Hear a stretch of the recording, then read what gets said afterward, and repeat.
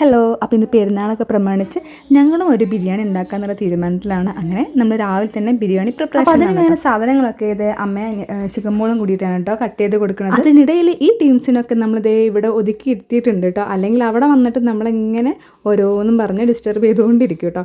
അപ്പോൾ അവർക്ക് പണി കൊടുക്കും. നമ്മുടെ മെയിൻ താരം ഉറങ്ങിയിട്ടുണ്ട് കേട്ടോ. കുറച്ച് സമയം എടുത്ത് ഉറക്കിയിട്ടുണ്ട്. അല്ലെങ്കിലും ഇയാളും വരും കേട്ടോ. ഒരാളുടെ ഒക്കത്ത് എന്താണെങ്കിലും കൃതിമോളുണ്ടാവും. അപ്പോൾ ആളെ ഉറക്കി ഇരുത്തി. പിന്നെ എൻ്റെ ഇന്നത്തെ ഡ്യൂട്ടി എന്ന് പറയുന്നത് ഈ കാണുന്ന തുണികളെല്ലാം മടക്കി ഒതുക്കി എടുത്ത് വെക്കണം. പകുതി പണി കഴിഞ്ഞു കേട്ടോ. ഇനി ബാക്കിയുള്ളതും കൂടെ മടക്കി എടുത്ത് വെക്കലാണ് എൻ്റെ ഡ്യൂട്ടി കേട്ടോ.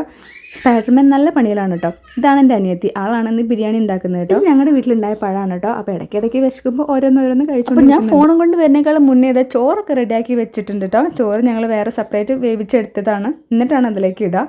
അപ്പോൾ ചിക്കൻ ഏകദേശം 3/4 ഭാഗത്തോളം വെന്തിട്ടുണ്ട് കേട്ടോ. ഇനി നമ്മൾ ദമ്മ് ചെയ്യുകയാണ് ചെയ്യുക. അപ്പോൾ ആ ഒരു റൈസ് ഇതിൻ്റെ മുകളിലേക്ക് കുറച്ചും കൂടെ ഒന്ന് വറ്റിച്ചെടുത്തിട്ട് കറി ഒന്നും കുറച്ചുകൂടെ വറ്റിച്ചിട്ട് അതിനുശേഷം ആ റൈസ് ഇതിൻ്റെ മുകളിലേക്ക് ഇട്ട് കൊടുത്തിട്ട് ദമ്മ് ചെയ്യുകയാണ് ചെയ്യുക കേട്ടോ. ഇനി നമ്മൾ എന്ത് ചെയ്യുന്നു, അതിൻ്റെ മുകളിലായിട്ട് കുറച്ച് ഡെക്കറേഷനും കാര്യങ്ങളും. അപ്പോൾ കുറച്ച് ഡാൽഡയും കുറച്ച് നെയ്യും അതേപോലെ നമ്മുടെ മാറ്റി വെച്ചിട്ടുള്ള നമ്മൾ എണ്ണയിൽ വറുത്ത് മാറ്റി വെച്ചിട്ടുള്ള അണ്ടിപ്പരിപ്പും മുന്തിരിയും ഒക്കെ നമ്മൾ അതിൻ്റെ മുകളിൽ വിതറി കൊടുക്കുന്നുണ്ട്. പിന്നെ മല്ലിയിലയും നമ്മുടെ മിൻറ്റും അതൊക്കെ അതിൻ്റെ മുകളിൽ നമ്മൾ ഡെക്കറേഷനും കാര്യങ്ങളും ചെയ്യാൻ വേണ്ടിയിട്ട് ഇടുന്നുണ്ട്. ഇനി നമ്മളത് എന്ത് ചെയ്യും, അടച്ച് വെച്ച് വേവിക്കും. അതിനിടയിൽ നമ്മുടെ കൃതിമോളതാ വീണ്ടും എഴുന്നേറ്റു. ഇനി ആളെ ഒന്നും കൂടെ പോയി എടുത്ത് ഒന്നുകൂടെ ഒന്ന് ഉറക്കി കഴിഞ്ഞാൽ കുറച്ച് നേരം കൂടെ ആളൊന്ന് കിടന്ന് ഉറങ്ങും കേട്ടോ. അപ്പോൾ ആളെ ഞാൻ ഒന്നും കൂടെ എടുത്ത് വീണ്ടും ഒന്ന് ഉറക്കി. കോഴിയുടെ കാല് കണ്ടപ്പോഴേ ലച്ചും ധ്യാനുട്ടനും അത് പൊരിച്ച് അവർക്ക് വേണമെന്നുള്ള ഒരു ഓർഡർ കൊടുത്തിട്ടുണ്ടായിരുന്നു മുന്നേട്ടോ. അപ്പോൾ അവർക്ക് വേണ്ടിയിട്ട് നമ്മളത് വേറെ സെപ്പറേറ്റ് പൊരിച്ച് വെച്ചിട്ടുണ്ടായിരുന്നു കേട്ടോ.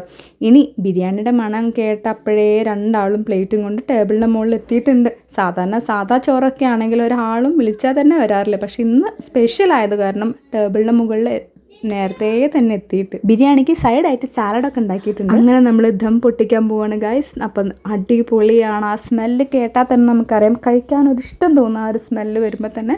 ഇനി അതെല്ലാം കൂടിയിട്ട് ഒന്ന് മിക്സ് ചെയ്തിട്ടുണ്ട് കേട്ടോ.